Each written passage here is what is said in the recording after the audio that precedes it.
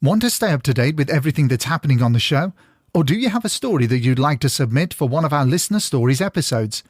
You can get in touch with the show via the website at www.hauntedukpodcast.com, on Instagram at hauntedukpodcast, on X at hauntedukpod, or you can email us at contactus@hauntedukpodcast.com.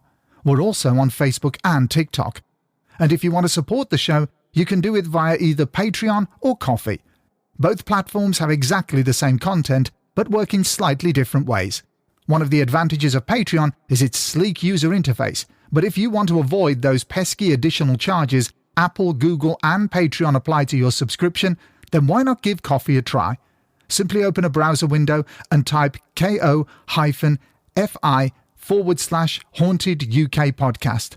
That's Ko-fi/Haunted UK Podcast, and you'll soon find us. Whichever platform you choose, we're sure you'll enjoy the bonus content. Thanks for listening, and enjoy the episode.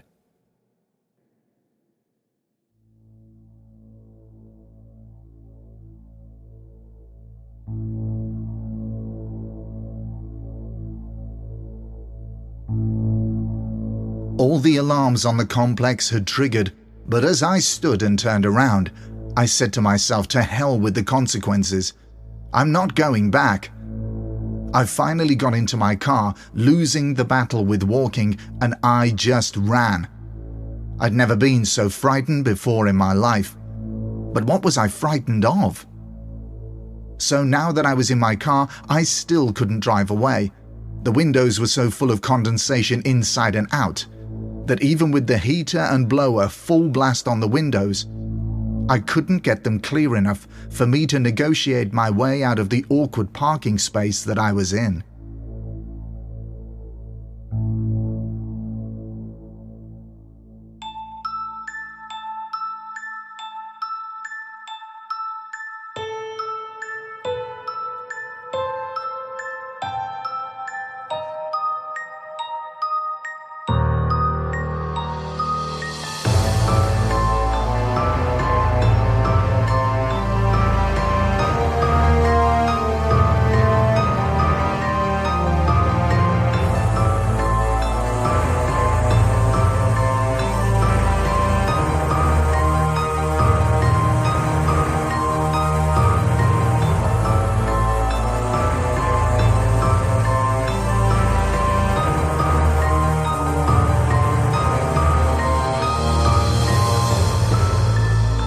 This is episode 50, part 5 of the Haunted UK podcast, and for the last time this season, we enjoy your stories.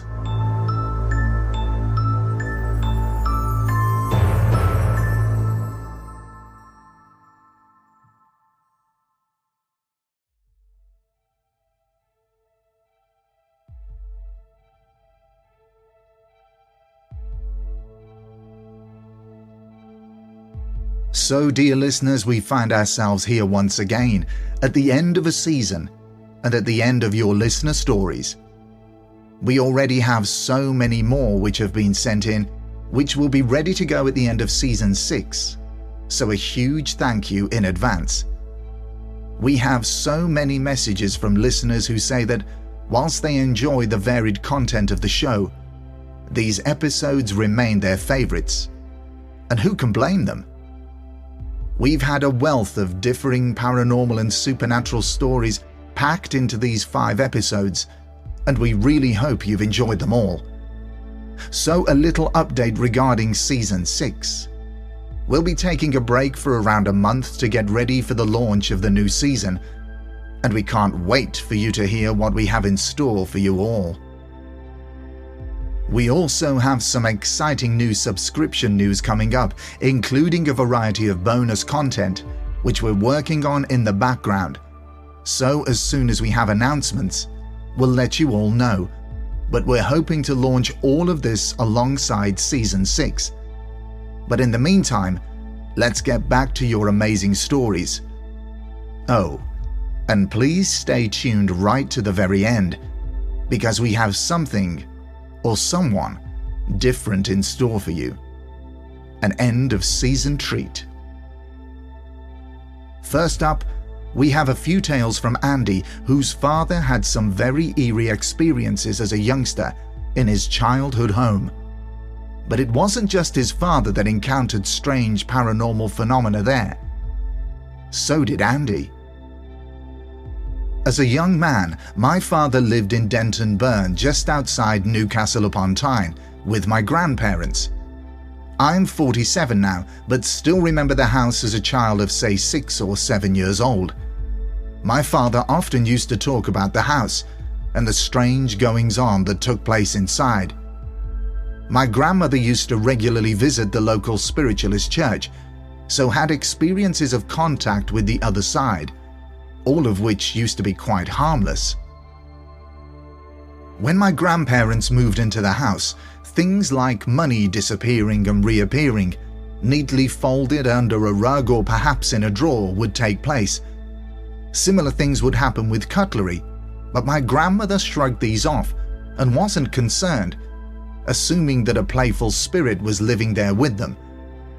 I'm not sure of the history of the house, but I do believe the ground was wasteland at some point. Anyway, nothing too serious happened to them, but my father's experiences were, well, much more intense. His experiences in the house saw the relatively harmless activity escalate by quite a significant amount. For example, an electric fire was picked up and thrown across the room.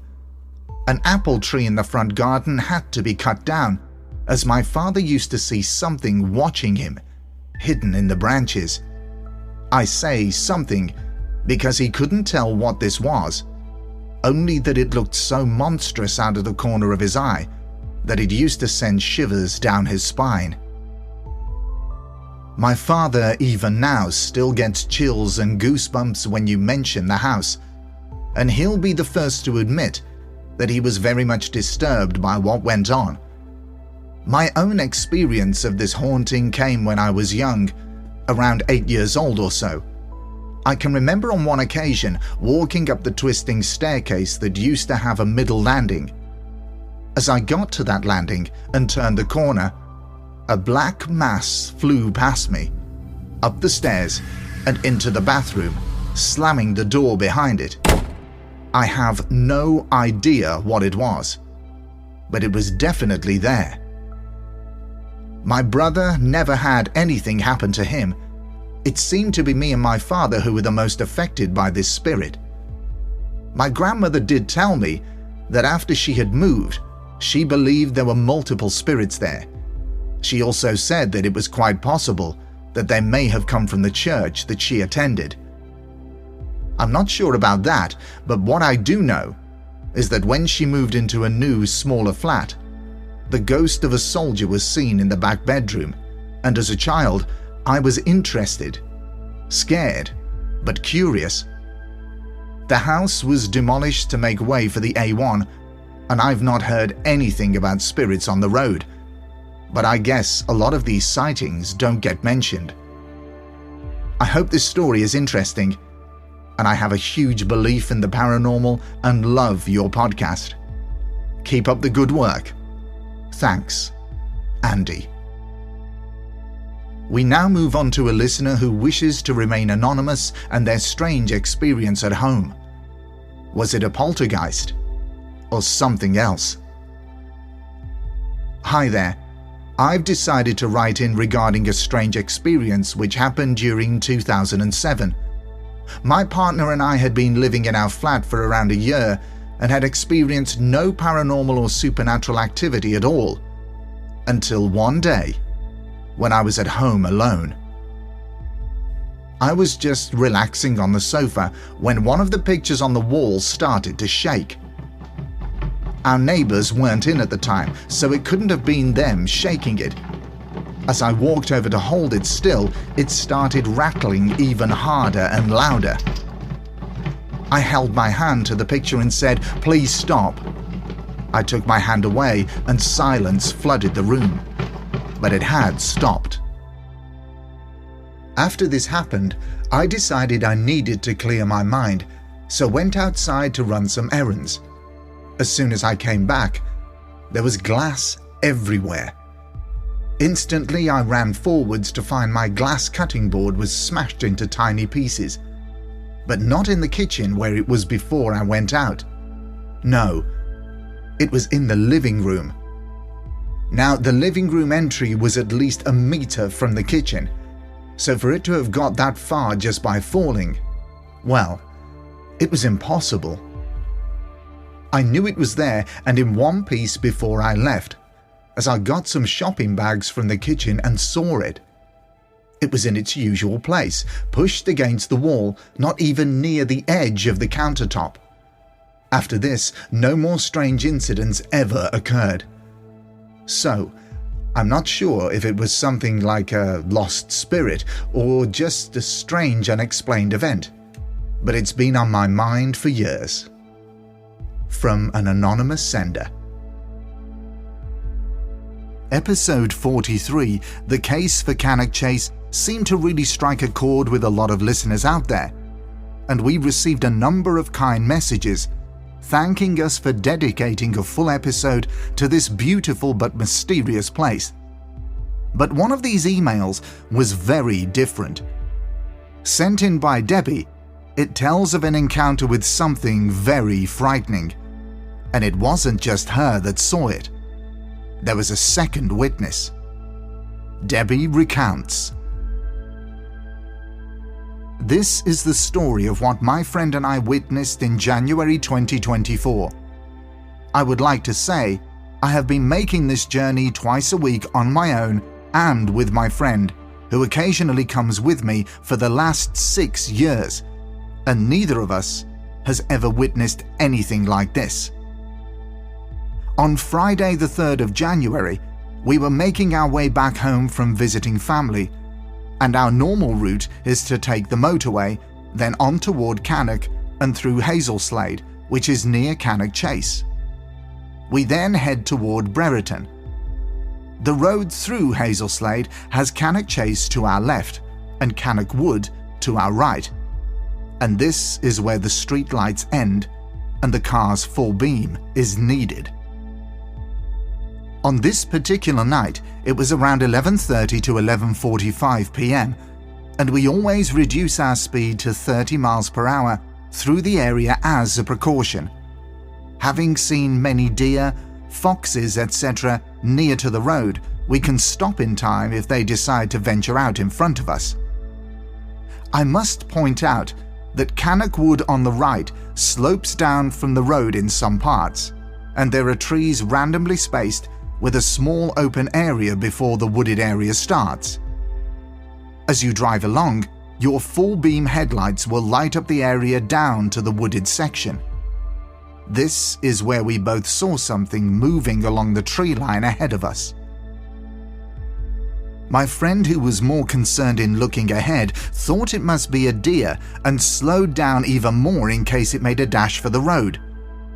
I, on the other hand, felt more wary and kept looking over to the trees. The next thing I saw was a large creature coming up the bank and stopping dead on the roadside just ahead of us. It was on all four legs, but in a crouching position, as if it was about to jump. Its body was very bulky and solid looking, and it was big. I can only describe it as looking like a very large dog, but with what looked like a mane of thick hair like a lion. I was absolutely petrified and screamed, "Oh my God, what the hell is that?" My next words were, "Oh my God, put your foot down!" I honestly thought it was going to leap at the car. As our speed increased and we moved away from it, I immediately felt enormous relief, but I didn't look back. I didn't want to know where it was. I just wanted to get as far away from it as quickly as we could.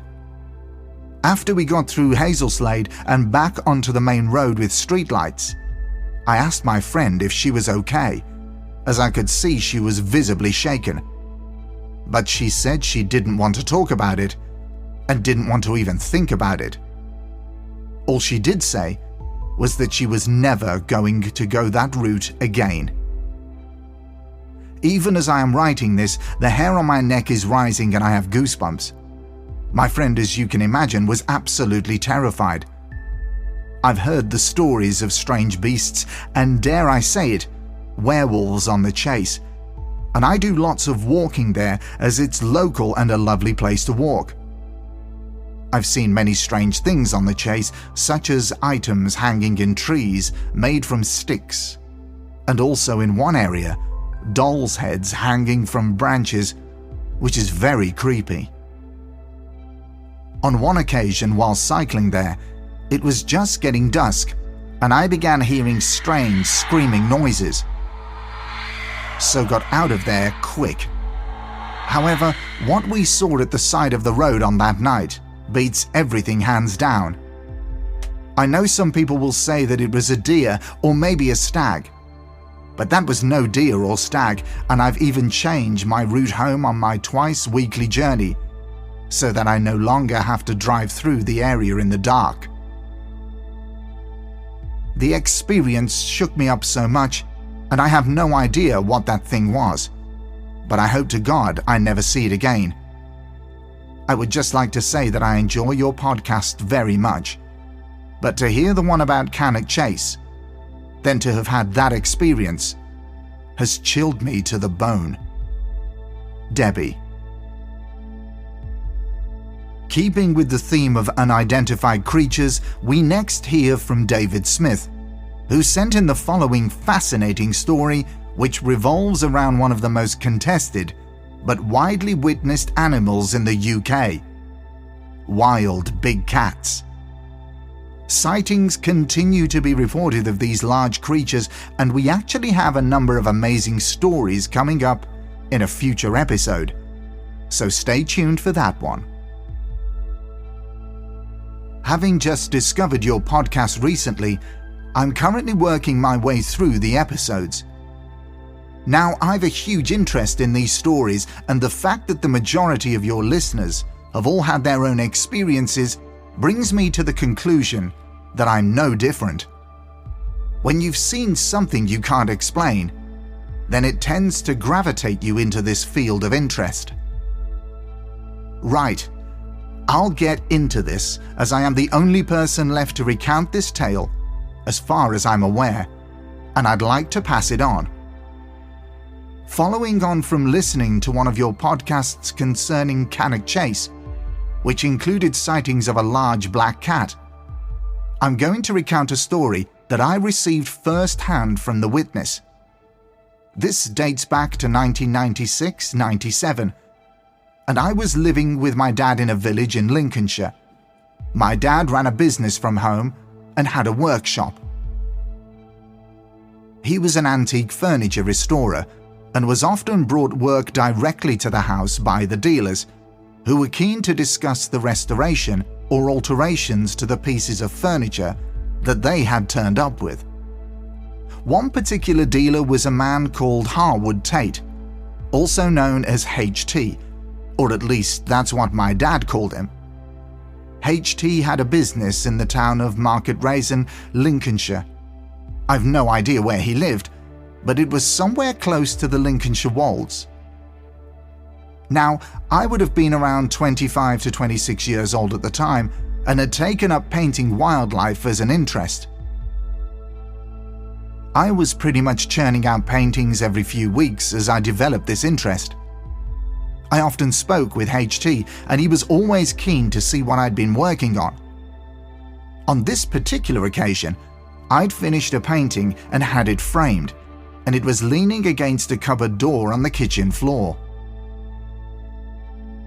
HT came into the house kitchen with my dad and remarked that it looked like something he had seen whilst out walking his dog on the Wolds.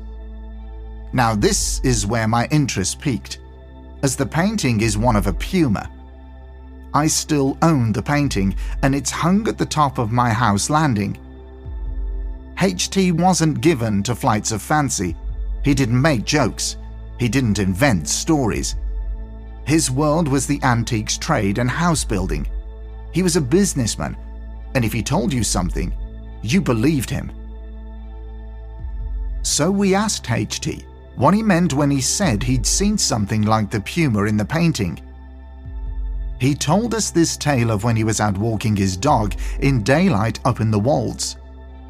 He was following a trail or road when ahead he spotted a creature walking before him at some distance. It was large, the size and build of a large dog. But it wasn't a dog. It had a long tail. This animal must have heard HT with his dog, causing it to glance back. He said that it appeared indifferent to his presence, unconcerned about his dog. Likewise, HT's dog appeared unfazed by this encounter. The creature moved to the side and went through the hedgerow into a field. But that wasn't the last HT saw of it though. He knew that if he carried on along the road, he would pass a farm gate leading to a field entrance, and this sizable gap would give him a good parallel view of the animal as it walked up the far side of the field, which, as I understood it, sloped upwards. As he drew level, he was rewarded with a side view of this creature, and he said it was a big cat, and was in no doubt. It couldn't be anything else. His view of this creature was eventually obscured, so he continued on his way and never saw it again. Now, you might think HT may have misidentified what he witnessed, but it's doubtful, as he lived in the countryside, so would have known his wildlife. It wasn't a dog and it wasn't a deer. He was certain it was a very large dark-coloured cat. However, in this case, there was a second witness to something similar in the same area. Michael was HT's fetching and carrying bod. Anything HT wanted delivering, Michael did it. So we often saw him at the house and workshop. My dad asked him about what HT had encountered, and it turns out that Michael had also seen this cat on a separate occasion. However, his impression was that there was someone with it. He described that the animal had been sat in the woodland and its ears had twitched as though someone had called it. He said that it turned its head and then moved off in that direction. Now, I didn't talk to Michael about this, so couldn't quiz him about his experience. However, I could argue that maybe it wasn't a person that this big cat was with, but far more likely that the creature had either heard some form of prey or had its young or a mate. However, yet again, Michael lived in the country and would know the difference between an oversized cat and a big cat. I think it's highly probable that there are big cats living and thriving in the UK countryside. There have been all kinds of reports in the area over the years. The Lindsay leopard was one such headline in the local papers over the years. I recall one holiday in Devon, the previous week a busload of councillors had witnessed what appeared to be a family of these creatures at a place called China Clay. Now, I'd like to clarify that a so-called black panther is not a species on its own. It is a name given to any of the big cat species that has a black coat. That can be a leopard, a jaguar, or in some cases a puma. Although pumas are not classified as big cats, they are not capable of growling or roaring, as they lack the bone that enables that vocalization. Instead, pumas, mountain lions and cougars, they have more names than any other species of cat, have the same range of vocal sounds as a house cat, but louder. I hope this story is of interest to you. Unfortunately, HT, Michael and my dad are no longer with us. So I'm now the sole witness to the telling of these encounters. I just wanted to pass it on so it's recorded. I'll attach my amateurish painting from 1995, which was the cause of my hearing about these experiences. Happy to answer any questions you have, and I'm hoping someday that you will move on to sightings of lake monsters and sea monsters, etc. A subject that has also interested me for many years. Yours sincerely, David Smith. I really wanted to include this story sent in by Rebecca, because it just goes to show that sometimes not everything is as it seems. In the early 1990s, I was walking around a churchyard in Burgess Hill, West Sussex, on a very stormy winter's night. I was on my way to a friend's house after finishing an after-hours activity. My mum had got a wonderful thick black cloak made for my 17th birthday in the style of the Scottish Widows advert, so it had a large hood and came to just above my ankles. My school bag was on my shoulder, underneath my cloak. My cassette Walkman was in my internal cloak pocket, and as it was raining hard, I was looking down to stop the rain getting in my face, and to also stop my headphones from getting wet. Now, I have a naturally pale complexion, and on this night, I was also wearing black shoes. Due to the heavy rain, my footsteps couldn't be heard. Now, in the early 1990s, there wasn't a mainstream fashion habit of wearing a cloak that looked as if it might have come out the Victorian era, which is why my mum had to get mine specially made by a local dressmaker. As I came around the corner of the churchyard, I saw a businessman in a suit, probably in his early to mid-30s, carrying a briefcase and a dark umbrella. As soon as he saw me, he stopped dead on the pavement and shouted loudly, "Jesus Christ!" He then quickly turned around and ran into the middle of the road to get away from me, then ran back the way he was originally coming from. I tried to say, "No, wait," and put my hand out from my cloak because I was worried about him running into the road in the heavy rain, but he didn't slow down to even look back. If by some miracle he's listening to this, I would like to say that I'm so sorry I scared you. If your listeners have heard of a ghostly presence around a churchyard in Burgess Hill in the 1990s, it was just a baby bat, as us goth elders call those new to the gothic scene, or just turned, and it definitely was not a Victorian lady ghost in a black cloak. Do keep the haunted tales coming. Very best regards, Rebecca. Moving on from ghosts which aren't really ghosts, we now head over to the profession of the military, the Royal Navy to be specific. Manny kindly sent in an experience which happened when he was a serving officer, but there is a second one which occurred after he left the Navy, and there's a photograph too. With Manny's kind permission, we'll post this on our social media accounts for you all to take a look. In the meantime, let's hear from Manny. Hi there. In response to your post regarding paranormal experiences on military bases, I have only one experience and it's brief, so I understand if you don't include it. I am ex-Fleet Air Arm Royal Navy, and in 1991 I was based at the now closed HMS Daedalus, RNAS Leon Solent. Our class of 8 lived in a transit mess on the ground floor of a 2-story accommodation block.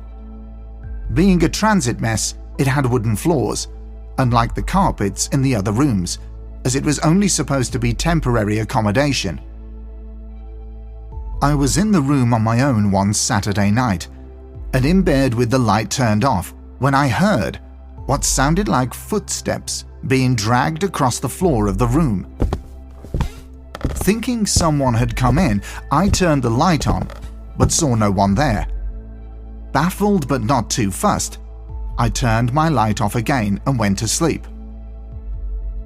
At some point, I was woken again by the same footsteps being dragged across the floor at the far end of the room. Convinced someone was there, I switched the light on again. The footsteps stopped, but I was determined to find out who the culprit was, so I inspected each bed but found no one there. Obviously spooked by this, I kept the light on for the rest of the evening and I never heard the sounds throughout the remainder of the night. The next day, one of the other lads returned and asked how my weekend was. I told him something bizarre had happened in the mess, and straight away he asked, "Was it footsteps?" I never heard them again and never experienced anything untoward there again. I also never heard anyone else mention it either. At the time, we thought it may have been people upstairs. However, it was the weekend, and most had gone on leave, and their rooms were all carpeted and not wood. HMS Daedalus was in existence for many years, and I expect it had or has many unexplained tales to be told, but this was my one experience. I also have other experiences, and one in particular involved a trip to Normandy. Since leaving the Navy, I've been involved with World War II reenacting, visiting many former battlefields. On one occasion, I was in Normandy on the 6th of June, spending the night in the original foxhole. We didn't experience anything whilst in the foxholes. However, we did go out through the countryside in the night, leaving 2 guys behind just to keep an eye on things. The journey out into the surrounding marshlands was uneventful until we returned. The 2 guys who'd stayed behind were in an excited state and were glad to see us return. Whilst we'd been away, they'd heard noises and, assuming someone was coming into the area, had challenged them with a clicker. They had received a response and beckoned what they believed to be our main group to come forward. However, no one appeared. They used the clicker again and once again received a response, but still no one appeared. It was some time after this that we actually returned, and the 2 guys watching the area were somewhat relieved. These 2 guys are straight-up individuals, and it would not be in their nature to lie about such things. The next day, we were all packing up and a photo was taken of the group along a tree line. Upon checking, there was what is believed to be the figure of a US soldier walking in front of the group. On the photo, you can see his helmet, the rifle on his shoulder, and a greatcoat. He definitely wasn't there when the photo was taken. Skeptics will say it was just someone walking past the camera, but I know for a fact that there wasn't. I've attached the photo for you to look at. Regards for now, Manny. We've mentioned many times that some people seem to be chosen in some way to have the ability to experience multiple paranormal incidents. Paul, who sent in our next selection of stories, could be considered one of those people. Since his early childhood, he's experienced a wide range of strange and unexplained incidents, from disembodied voices to poltergeist activity. So, let's hand over to Paul to tell his stories. I've had a lot of strange experiences throughout my life so far, and I'd love to share a number of these with you and the listeners. When I was younger, I had an old black and white TV, and one night while I was watching it, the power button suddenly pressed itself inwards. This was a button you physically had to press in to switch the TV off. From the age of 7 till around 19 years old, many strange things happened in the family home, such as the smoke alarm going off only for it to stop as soon as you got near it. The kitchen light would switch on when I was in the lounge. One day, I was lying on the bed with my mum, and there was a really loud bang on the bed as if someone had kicked it. Experiences have continued to happen wherever I've been, including my flat my wife and I lived in. Tragically, we lost our first child to a miscarriage, and not long after this, we came back home to find the place had been trashed. There was stuff everywhere, but no one had been in there all day apart from the cat. Drawers were opened up, etc., and we started to find random pools of water everywhere, just sitting on top of material that otherwise should have absorbed it. I began to look deeply into poltergeist activity and its signs, and found that water is grief and fire is loss, which would explain a lot after my wife's grieving.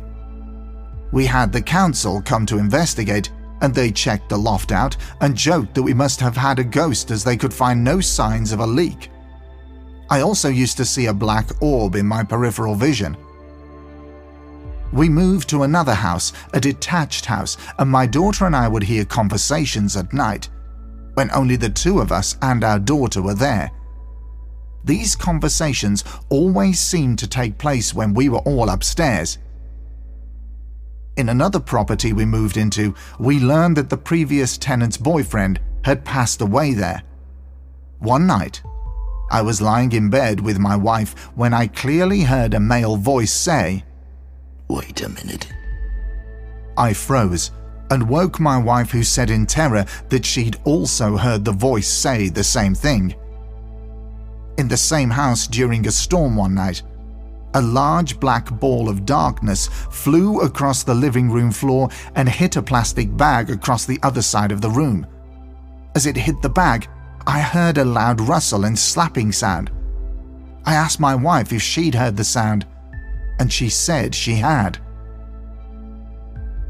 Other creepy incidents include hearing a very loud "Mommy" sound one night on the baby monitor. Both of our kids were asleep, but this sound was very strange and very clear, with no static whatsoever. One day, I was alone in the house and was playing my guitar. Suddenly, I heard 3 bangs on the door and thought someone had come to tell me to turn my guitar off. I duly turned it off and went to the back door to find nobody there. In another incident, we were woken up at 1 o'clock in the morning to find the front door wide open and wind howling in. And that's not the only time it's happened. I was in the bathroom alone in the house when I heard the door open and all of my family come home. Right, come on then. Hang up your coat. Daddy, I'm home. There goes my peace and quiet, I thought. I wrapped a towel around me and went out of the bathroom, only to find the house was empty. Hello? Hello? Where are you? I have no idea what the hell happened, or what it was. What the hell? The front door knocking would happen regularly, and it became known from the previous tenant that her deceased boyfriend's favorite song was Knock 3 Times by Tony Orlando and Dawn. Keep up the good work, Paul. Next up is Jamie, and he was incredibly kind enough to send in a number of experiences which could be related to a very tragic event in his and his family's life. He's also shared incidents which have happened to other family members. One particular encounter which Jamie himself had was with an entity which many of you have not only heard of, but perhaps also had the misfortune to witness yourselves. Hi there. I wasn't sure whether to submit this, as I always keep ghost stories to myself because of fear of looking like a loop. But listening to your podcast has drummed up a number of old memories which I'd like to share. When I was 12 years old, my little sister was stillborn, and 2 occurrences which my mother and I experienced were related to this. The first was my experience. My mother's boyfriend at the time was heavily into the paranormal, to the point where we drove to Pendle Hill on the night Most Haunted did a live episode. He took us there to see if we would experience anything. I was always a little skeptical, and even when I had an experience when I was younger, I put it down to my brain playing tricks. Anyway, after we lost my little sister, she was buried at a graveyard on the hills of my town, and my mother's boyfriend decided that he would visit the graveyard at night to see if he could connect to anything in there, including my sister. I decided to tag along, because I wasn't overly bothered by what he was going to try and do, and I didn't really have much to do anyway. Other than it being spooky and thinking you've seen something out of the corner of your eye, we experienced nothing whilst there. We did, however, take a digital voice recorder with us to see if we could pick anything up, and when we returned home an hour or so later, we uploaded the file to our laptop. To our astonishment, we heard something. As we entered the gate, you can hear me saying something and the gate creaking closed. My mother's boyfriend is then heard saying something, and then a whispering. That whispering said the words, "Get out." I swear to God that we were alone and didn't hear anything at the time. As the file continued to play, more of our conversation was heard, and then a more aggressive "Get out" was heard, along with other background whispers. It's fair to say this freaked the hell out of me, and I said I never wanted to hear it again. I've since spoken to my mother about this, and she's confirmed that I wasn't going mad and that this did happen. So, moving on to the experience which my mother had. She told me a story about what happened to her after my sister passed away. One night, she was lying in bed and the door flew open by itself. There was a shelf of my youngest sister's toys on the wall, one of which fell to the floor. It was a baby doll. At that moment, my mother turned to her boyfriend and said, "I'm pregnant." She took a test the next day and found that she really was. This was my youngest brother, who she believes was a gift from my stillborn sister. There are two other experiences which come to mind, and the first one dates back to my childhood, when I used to reside in a housing estate adjacent to an old church site. There were always eerie stories circulating within the neighborhood, including rumors about a friend's house being haunted by a poltergeist. One night, when I was about 9 to 10 years old, I woke up in the middle of the night with an inexplicable sense of fear. At the foot of my bed stood a figure, approximately 6 feet tall, wearing a hat. The figure appeared to be falling onto the bed in a continuous loop, a vision that has lingered in my memory. I often question whether this was a product of my young imagination or a paranormal encounter. The second story is one that my mother recounted to me recently. During her pregnancy with me, she experienced nights filled with the sound of footsteps pacing outside her bedroom door. This continued for several nights until she witnessed a light emanating from behind the door, which then opened. To her surprise, she saw my great-grandmother, who had passed away, sitting on the bed beside her. My great-grandmother reassured her by saying, "Everything will be okay," before vanishing. My mother remains perplexed about the meaning behind my great-grandmother's visit. I hope these stories resonate with you, and am eager to hear your thoughts on them. Jamie. Paranormal encounters in places like stately homes and castles are always fantastic to listen to, and we've also been fortunate to have stories sent in by people who have actually worked at some of these amazing locations. Our next listener, Kate, shares with us a fascinating experience she had whilst innocently playing in the same room as her mother while she worked. This room was one of many, inside a truly stunning and huge country house. Hello, my name's Kate, and I grew up in Bedfordshire. My mum was the historical archivist for the Werner collection at Luton Hoo back in the 90s. Luton Hoo was a stately home, but was sadly sold to the hotel chain Elite Hotels. Luton Hoo was purchased by Sir Julius Werner and his wife, Lady Alice Werner. Lady Alice was well known and loved in the town of Luton, to the point where the locals wanted her to run for town mayor.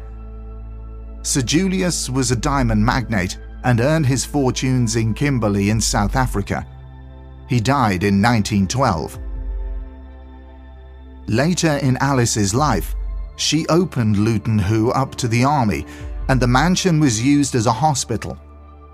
Whilst the army occupied her house, Alice used one of the side apartments overlooking the side drive leading up to the delivery entrance. So, fast forward to early 1991, and my mum was in these apartments padding out an old wooden mannequin to hold an old court coat belonging to Tsar Nicholas II. I was 2.5 years old at the time and sitting on the floor with my toys. Throughout the day, I kept asking my mum who the lady in the bed was. There was no lady or bed in the room. My mum told me if I behaved, she would take me down the big staircase to see the angel statue. The end of the day came and we walked down the large white marble staircase to see the statue of Cupid. As we got to the bottom of the stairs, my mum's boss and the owner of the estate, Nicholas Phillips, stood and spoke to us for a moment. As my mum and Nicholas were talking, I looked up to a portrait of a lady, pointed to it, and said, "That's the lady in the bed, Mummy." It was Lady Alice Werner. Nicholas Phillips then knelt down and asked me what I'd seen. I told him, and he went white, stood up, and told my mother that Lady Alice, his great-grandmother, had occupied that very room during the Second World War. I've experienced many encounters with her and others in the house over the years, but this, as far as I'm aware, is the first experience I had. Kate. Over the course of the Listener Stories episodes throughout this whole show, we've had a few stories from people who seem to be able to not only control their dreams, but also manipulate them. Being fully aware of their surroundings inside their dream, pulling people into them, experiencing new places. But for some, dreaming can give them information from the real world, information of events which are yet to happen, but that will soon take place. Caroline tells us more. I started writing this message, then deleted it, then rewrote it to make it a little briefer. First off, I'd like to thank you for your fabulous podcast. It really makes my workday better. Secondly, I've been very influenced by your reincarnation and premonition episodes. So thirdly, I'd like to share with you and the listeners a number of experiences I've had. So I dream every night, and I can remember every dream I've ever had, including the feeling of each dream, so much so that my dream life is much like a second life. It impacts my actual day, and I often notice similar things happening in my reality. I also dream before I'm fully asleep, and although I can hear what is happening all around me, I have what I call an enactment before I'm fully asleep. I've had repeated dreams, and I can choose where to go, and I can also continue to dream after waking. I was seeing an acupuncturist, and after talking about this, she told me it wasn't healthy, so she performed some sort of technique to stop the dreams. Never again did I let her do that, as I had 2 nights of dark emptiness. Anyway, I digress. The following dream experience is one I find most interesting, and it involves my family. As my sister, brother and myself were all in our late 20s, my mum and dad moved to Scotland from Somerset as they wanted to try a new pace of life. Tragically, my mum died very suddenly from a bleed on the brain. She was just 57 years old. It happened so suddenly that there was no time for treatment.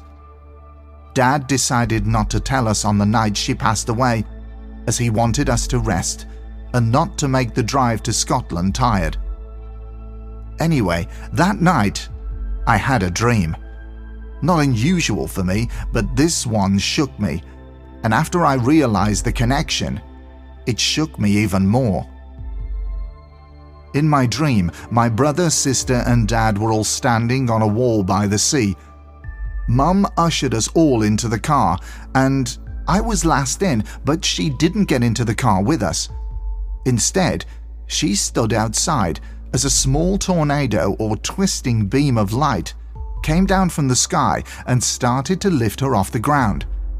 Desperately, I held onto her hand, trying to save her, but she was gently pushing me away and back into the car. I watched as she continued to head up towards the sky, and I cried out. At that moment, I woke up to my door banging. It was my best friend. She broke the news to me as my dad couldn't get hold of me. That moment will stay with me forever, but that dream offered me something after some time, something to console me, to give me a level of peace, maybe even closure. Many thanks, Caroline Goddard. So now our penultimate story is from another Caroline. Caroline Platt tells us her very creepy and frightening experience at work. Hauntings aren't just about ghosts and poltergeists. Dark and ominous atmospheres can make any haunted location feel 1,000,000 times worse, making your skin crawl, causing you to feel as if someone or something is watching you, following you, making you feel so unsure and petrified that maybe actually seeing a ghost is the better option. Caroline recounts. About 20 years ago, I was on a temporary assignment at a large established factory in Peterborough. My place of work was an office on a mezzanine floor above the factory. I worked overtime fairly often and thought nothing of it when one of the permanent members of staff asked if I was okay when I was there on my own. I used to put the radio on for company and was absolutely fine. One evening, I was working away when all of a sudden, I thought, what the hell was that? The thing is, I saw and heard nothing. I had just been hit with a terrible case of the heebie-jeebies, which was totally unlike me. I actually called down the stairs saying, Hello? Anyone there? thinking maybe security or someone was around, but I got no response. I decided it was time to go home and very carefully but quickly went through the routine of closing the office up. All the time fighting an irrational but very real and increasing sense of panic. I needed to go to the ladies on the way out, so told myself to calm down. I was being ridiculous. I went into the facilities and I kid you not, the lights went out. So now I'm in total darkness.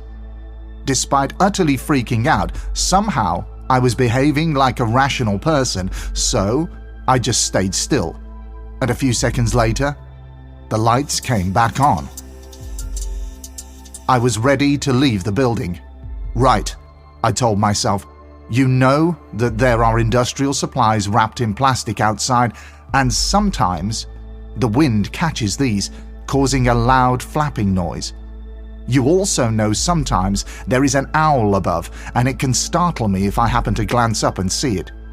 So now, I was mentally prepared for the walk to the car. I got outside and every instinct and cell in my body wanted me to run to my car, but I thought, what on earth would that look like on the security cameras? So I walked. The utter panic and fear that I was feeling was off the scale at this point, and as I got about halfway to my car, a series of tremendous noises started to sound off. All the alarms on the complex had triggered. But as I stood and turned around, I said to myself, to hell with the consequences, I'm not going back. I finally got into my car, losing the battle with walking, and I just ran. I'd never been so frightened before in my life. But what was I frightened of? So now that I was in my car, I still couldn't drive away. The windows were so full of condensation inside and out that even with the heater and blower full blast on the windows, I couldn't get them to clear enough for me to negotiate my way out of the awkward parking space that I was in. I had no choice. I had to get out and clear the windows, which I did at breakneck speed, quickly jumping back into my car and getting the hell out of there, almost hysterical now. As soon as I was on the other side of the factory barrier, I stopped. The fear and panic had gone, but were instead replaced with the question of, what the hell was that all about? I got into work the next day, and something about the place was immediately unusual. There was some larking around amongst the factory workers going on, and this was strange, because normally the place was run on a very strict and tight schedule, and there was no time for downtime. I asked what was going on, and was told that there had been a power surge in the night, and all the machines had blown their fuses, so work could not commence until this had been fixed. Shortly after this, I found out that prior to me working there, one of the factory guy's work colleagues had recently and tragically died in a motorcycle accident, which had sent shockwaves throughout the place. Now, I'm not suggesting that this has anything to do with what I'd encountered that previous evening, but I thought it worthy of a mention. As a final addition to this tale, whenever I worked late, I heard what I believed to be the sound of cleaners coming into the factory, jolly talking, etc., about the same time every evening. However, it turned out absolutely no one, including security, ever came round early evening. Despite my tale, I worked a few more late shifts there alone, until my assignment ended. Nothing spooked me in the slightest, and to be honest, I've not thought of this for years, until I started listening to your podcast. I write this to you now on a dark and stormy night, from my camper van in the woods, with just my little dog for company. Awesome timing, don't you think? Thanks for your podcast. I normally find your voice calming, but right now, perhaps I should go and watch Gardener's World or something. Best wishes, Caroline Platt. And so now to our last story of the whole season, the big finale sent in by Olivia, and it revolves around the goings-on in her grandmother's house, but these strange incidents seem to have followed family members as they have flown the nest, so to speak. It's not just ghosts and poltergeist encounters that seem to plague Olivia and her family, but frightening incidents with entities that can only be seen by children, and creepiest of all, a doppelganger. The experiences in this following story raise a number of questions regarding the susceptibility of those involved. Because they are all related, does this mean that something has been passed down from generation to generation, which enables paranormal activity to be seen and heard? Or is it something else? There's a further twist to this tale yet, though. It's not me who is going to deliver this story, but the OG ghost storyteller, the finder of all that is strange but true, a podcaster you all know and love, a podcaster who we on Haunted UK Podcast have so much respect for. It's Emma from Real Life Ghost Stories, here to tell you Olivia's creepy tale. Thank you, Emma. And it's over to you to conclude our show, our season, with this fascinating story, Strange Residents. Hello, my name is Emma and I am the host of a podcast called Real Life Ghost Stories, and I'm absolutely honoured to be here today to tell you Olivia's creepy story. But before we get into the story, I need to do some shameless promo. As I said, I'm the host of a podcast called Real Life Ghost Stories, where I tell, you guessed it, real life ghost stories. So every Wednesday and Friday I release a mini episode which is full to the brim of listener spooky stories, and every Sunday I release a deep dive into a famous paranormal case or claim. A massive thank you to Steve for giving me this opportunity to tell a story on Haunted UK, and let's get into Olivia's story. This story starts off in the 1980s, when my grandparents first moved into their home, which they still live in today. My mum said that when they moved in, the room that was to be hers had children's drawings, which were discovered underneath the wallpaper. These drawings were of an ambulance and two nurses with a man on a stretcher and his eyes crossed out. Now, this to me is kind of creepy in itself, so God only knows what my grandparents thought. My mum was only around 5 years old at the time, and my grandmother said my mum used to speak to a man on the stairs named Ernie. Now, this is not a name that is hugely popular, even back in the 1980s. I very much doubt that the name Ernie would have been top of the list when selecting a name for a newborn baby boy. But this name held particular significance in the house that my grandparents had moved into. Ernie just so happened to be the name of the man who had hung himself on the stairs prior to them living there. Being a 5-year-old child, there was no way that my mum could have known about this, and it's not exactly something you would tell your young child. My grandmother said that my mum always seemed very anxious and disturbed by her experience with Ernie. My mum recalls being too scared to move to go to the toilet in the night, and would often hide beneath her covers, even when struggling to breathe. My mum doesn't remember the conversations she had with Ernie, but still to this day, she seems genuinely affected by it, and says that she often has strange dreams with him in them. She now refuses to sleep in my grandmother's house, even as an adult. My mother's house also has its own paranormal residence. She has on 2 occasions woke to find a tall man standing over her bed. On both occasions, my stepdad has been working nights and so hasn't been home, and he is by no means tall. We theorise it could be my dad visiting her. Things have gone missing and reappeared in places we've checked several times, even after us literally tearing the house apart to find them. They will just turn up. Fast forward to around 1995 or 1996, shortly before my mum fell pregnant with me. My dad, who has since passed away, was sitting in the living room at my grandmother's house. My mum was walking out of the living room while my grandmother was walking into it. As they passed each other in the doorway, all 3 of them heard a man's voice call my grandmother's name from upstairs. Judith!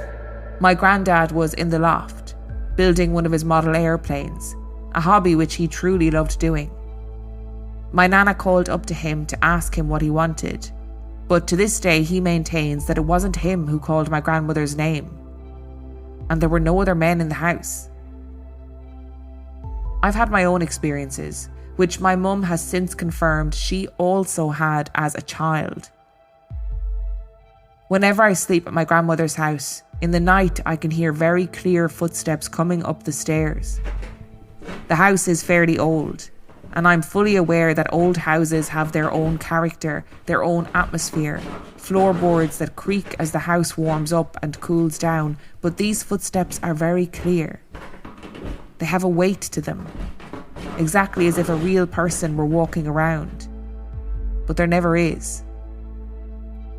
My mum and I have also experienced the feeling of someone sitting on our feet in the night. My nan has 2 cats, so straight away you would think that they would be the number 1 culprit. After all, cats love to snuggle up to people on their beds. But the problem with this explanation is that whenever my mum and I have had this experience, the door has always been shut and the cats have not been in the bedroom. The other strange thing to note is that whatever is sitting on our feet has much more weight to it than a cat.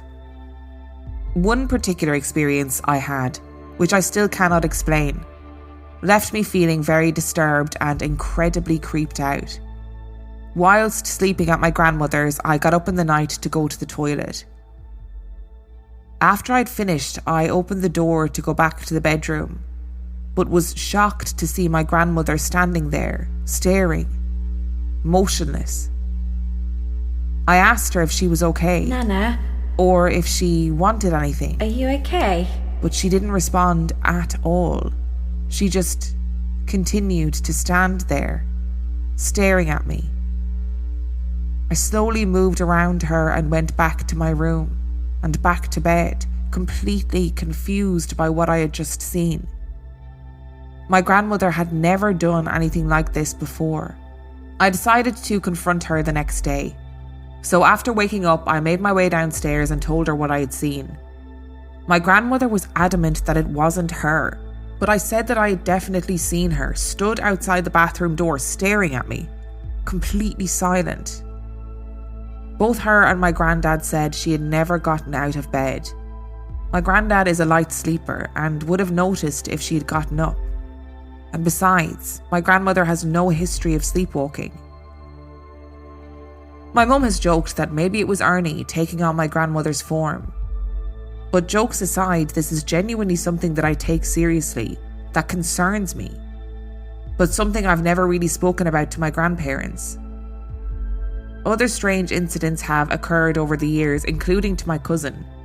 He's also encountered Ernie a number of times. The first of which was when he would have been around the same age as when my mum first saw him. He said that he could see a man standing at the top of the stairs. I have to admit that when I heard this, my heart sank to my stomach. There are also alarming signs of poltergeist activity, including incidents such as doors being flung open, doors being locked from the inside, taps turning on, and strange noises. And while they say animals are sensitive to the paranormal, one of my grandmother's cats often sits on the stairs chattering away, looking at something not visible to any of us. Whilst many of these experiences have been quite frightening, nothing has happened to suggest that the ghost or ghosts would actually hurt any of us. But being a skeptic and experiencing these things, which I can't easily explain away, is, to say the least, unnerving. I can find no other cause for these events, and I don't know what the possibility of the paranormal means for my view on the world. I'm still somewhat skeptical, but who am I to say that spirits or even extraterrestrials don't exist? I imagine the world around us isn't entirely what it seems, and maybe it is possible that loved ones do visit us. I'll close this selection of experiences with one final strange story. My cousin has a daughter who is around 3 years old. She's been singing a song that our great-grandmother used to sing. When my cousin asked her where she had heard it, she said, "Nanny Janet sings it to me at night." It's important to mention that my great-grandmother died around 13 years ago and has never met my cousin's daughter. I believe maybe children are more sensitive to these things than adults. Maybe as we become older, our minds and senses become more and more closed off to the possibility that there actually is something strange out there. Strange residents, anyway. Olivia, thank you for sending in your story. I love a story that is generational. When you have multiple members of the same family who have all experienced similar or even different paranormal things in the same house, hook it to my veins, okay? Just hook it to my veins. Firstly, finding the drawings underneath the wallpaper, that is straight up horror movie fodder. Like, why are kids so freaky? Why do they be doing all these mad, weird things? Drawing dead people on the wall with their eyes crossed out, you know? There's no need. And I like to remain relatively skeptical, but one of the stories that I hear time and time again is stories of children who seem to be able to see or communicate with people who are very much not alive. It's fascinating that your mum's a child is on the stairs actively having a chat with Ernie, and then Ernie just happens to be the name of the person who had taken their own life in the house previously. And I mean, there are literally thousands of versions of this type of story where children seem to be communicating with people who have passed away within their family line or in the location that they are currently in. And I mean, is it also possible that Ernie was the entity or spirit that was the disembodied voice calling out Judith from upstairs? And is it also possible that Ernie is the person that is coming sitting on the end of your bed to watch you sleep? Which is, I mean, that's very creepy. That doesn't sound great. And I've said it before and I'll say it again. If this is the type of shenanigans that people get up to in the afterlife, they need to reassess their intentions, because that's pretty terrifying. And look, maybe it's meant to be comforting, you know, maybe it's meant to be a nice, comforting thing to think that somebody is there looking after you at nighttime, but like, come on, do something less terrifying. And I do think there is a significant difference between hearing clear footsteps and a house settling and creaking and groaning, etc., etc. Because there is that thing that happens when you live in a house where you sort of learn the sound and the weight of people's footsteps. So you hear somebody's footsteps and you think, oh, that's, you know, my brother coming down the hall, or my mom or my sister, whatever it is. So by that I mean you can hear when footsteps have weight to them. And you can also hear the kind of empty, hollow creaks of a house, and they're very different things. But I have to say, right, the probably most terrifying bit of this story is getting up to go to the toilet in the night and seeing your grandmother standing there staring and motionless. Oh, that is petrifying. And I'm just going to say it, right, even if it's not paranormal, even if it is perfectly explainable, if she was sleepwalking just on that particular night and you just happened to get out of bed and see it, that's still terrifying. That's still absolutely petrifying. I don't know what I would do in that situation. But, you know, I know that your mum was joking, saying maybe it was Ernie taking on my grandmother's form. I know that was a joke, right? But there are a lot of conversations in the paranormal world about doppelgängers taking on the guise of loved ones in your house. Now, whether that is the sound of their voice calling you or speaking to you, or whether that is physically seeing a version of your loved one in the house. Now, if that's the case, if it is an entity that is taking on the form of someone that you love, I don't understand what the point of it is. Is the point to scare you? Or is the point to try and connect with you in a form that won't terrify you? Again, there are less scary ways of communicating with somebody than taking the form of their grandmother and standing and staring in a hallway in the middle of the night. Maybe they could just write you a nice letter or something less terrifying. Olivia, it was an absolute joy to read your story. It was wonderfully creepy. I thoroughly enjoyed it. Thank you to Steve for inviting me to take part in this episode of Haunted UK. It's been lovely, but also slightly terrifying. So it swings and roundabouts, really. I have been Emma from Real Life Ghost Stories. Come and listen to me tell spooky stories wherever you get your podcasts. And thank you again for listening. Thank you so much to Emma. We're so happy that you were able to join us for our last episode of this season, and what a treat that was.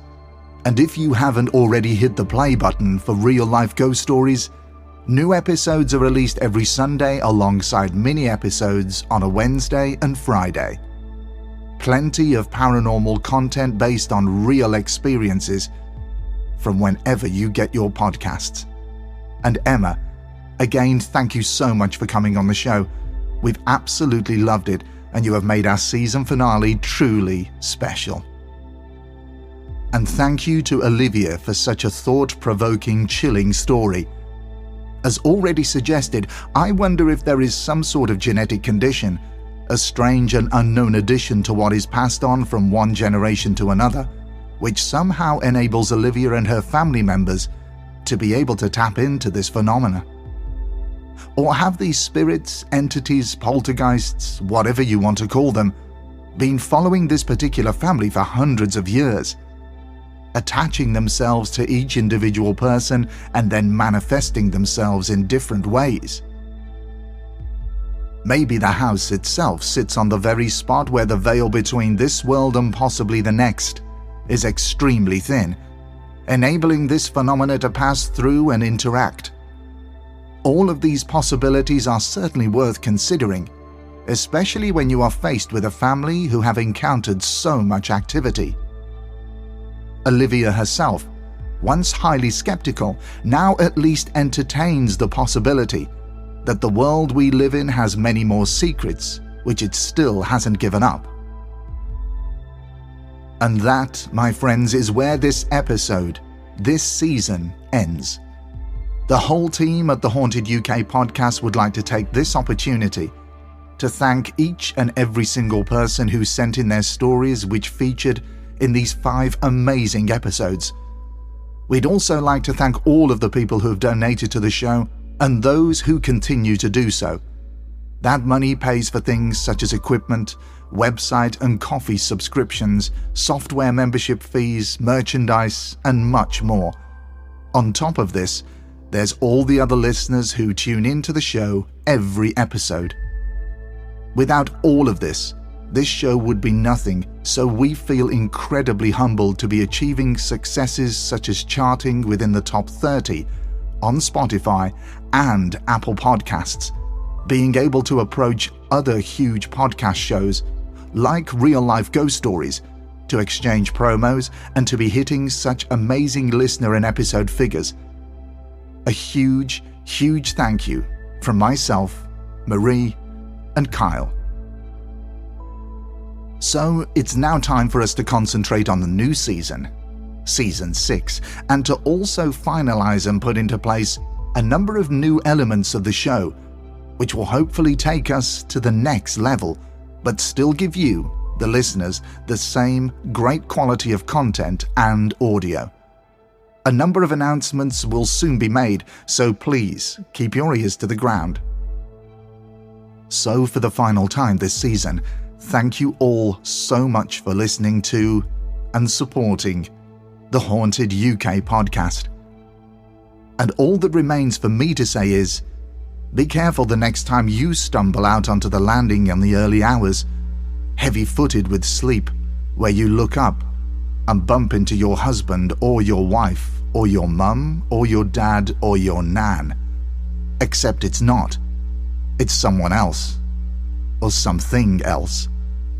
You realize from their strange smile, the red glint in their eye, that this ain't your nana. And then it dawns on you that the next person to feature in Season 6's listener stories will be you.